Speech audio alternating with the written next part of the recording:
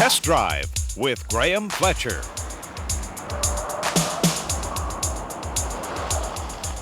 This week on Test Drive, we look at the 1995 Oldsmobile Aurora, a rather interesting car to say the least. Interesting because its country of origin and manufacturer are not readily evident. Well, believe it or not, this is made in North America and by Oldsmobile of all people.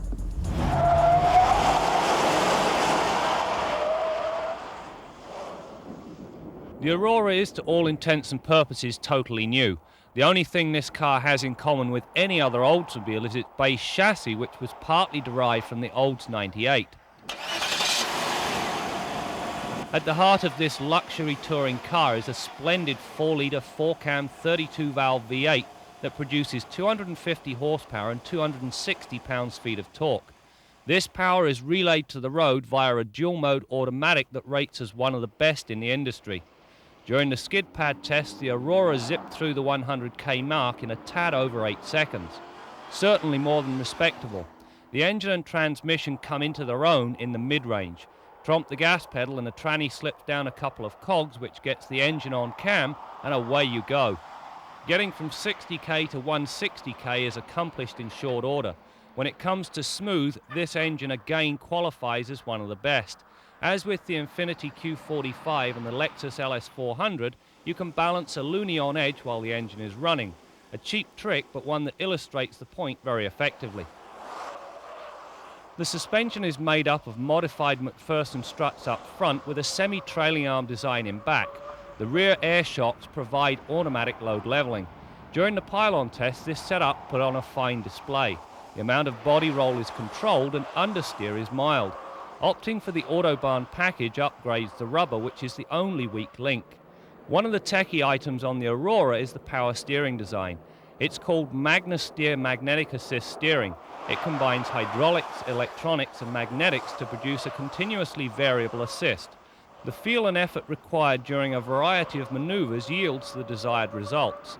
On the highway, the response is quick, while you can almost spin the wheel with your pinky when parking.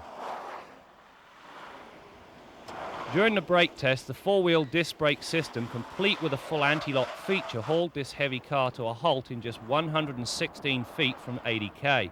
Working hand in hand with the ABS is a sophisticated traction control system.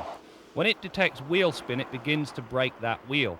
If the problem persists, the system interfaces with the engine control module to retard the timing and limit fuel delivery. The result is a highly drivable car regardless of the conditions. Should the driver wish, you can turn the system off at the touch of a button. The single biggest drawback with this Aurora has to do with the trunk design and layout. It really hasn't been thought through very well. First of all, the liftover is far too high. The width is very narrow both ways. So if you have to put anything substantial into the trunk, it's going to be a problem. The other area of concern, everything slides forward and you have to almost climb in to retrieve it. Not very well thought out at all. The interior design is simply stunning and bears absolutely no resemblance to any other GM I've ever tested. The dash is simple and easy to read thanks to the large dials. The entire center console is canted towards the driver, making everything very easy to reach. The list of comfort and convenience items is complete, right down to the 8-way power seats that feature a 2-position memory for the driver's chair. The front seats provide above average comfort, and in the rear there's ample head and leg room. Attention to detail in any car design is very important. Well, on this Aurora, they've added an elasticized thing with a clip on the end. The reason it's there is to keep the seatbelt away from the neck and face area of smaller adults or children. This thing allows the seatbelt to be worn properly, which in turn improves occupant safety. It's a very simple idea, but it's a very good one.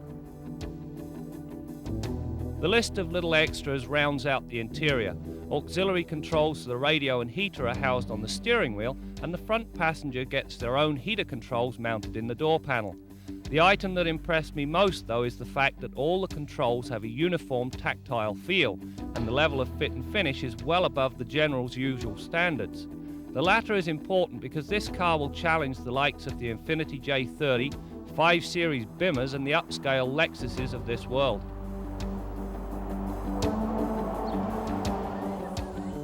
Well, that's it for this week's test drive. You know, this Aurora is a truly remarkable vehicle, and whoever coined the slogan, "This is not your father's Oldsmobile," must have clocked an early preview of this vehicle.